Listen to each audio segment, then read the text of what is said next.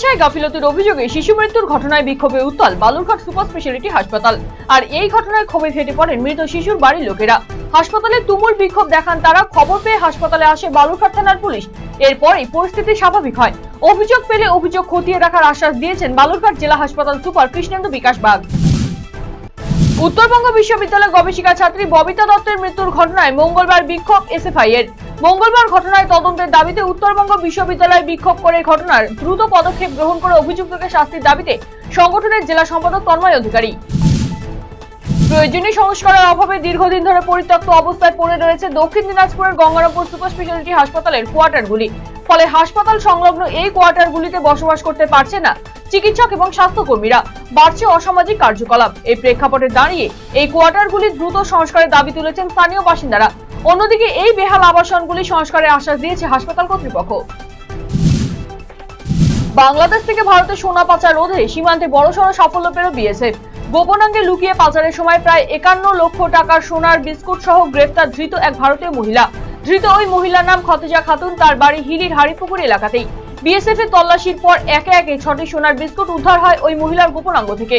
উদ্ধার হওয়া ওই 6টি সোনার বিস্কুটের আনুমানিক বাজার মূল্য 51,21,828 টাকা বলে বিএসএফ সূত্রের খবর। সোমবার সন্ধ্যায় আইনি প্রক্রিয়া শেষ করে ওই মহিলাকে হিলি শুল্ক দপ্তরের অপরাধ দমন শাখার হাতে তুলে দেয় বিএসএফ। শুখা মরশুমে জলের সমস্যা তীব্র আকার ধারণ করেছে গাজল ব্লকের সূর্যদী গ্রামে। বাধ্য হয়ে কেউ কুয়োর জল, কেউ বা দূষিত পুকুরের জল ব্যবহার করছেন।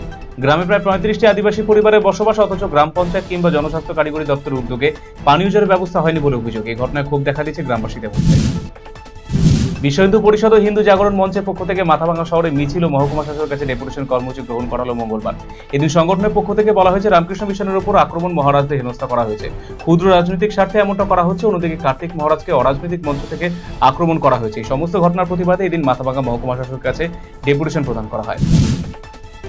সপ্তম শ্রেণীর এক ছাত্রকে চর মারার ঘটনায় পুলিশের দ্বারস্থ হল ছাত্রের অভিভাবক। ঘটনাটি ঘটেছে বাগডোগরা লোকনাথনগরে অবস্থিত একটি বেসরকারি স্কুলে। এরপর বাগডোগরা থানায় লিখিত অভিযোগ দায়ের করেছেন ছাত্রের বাবা। কেন তার ছেলেকে মারা হয়েছে তা নিয়ে প্রশ্ন তুলেছেন অভিভাবক প্রবীণ হালদার।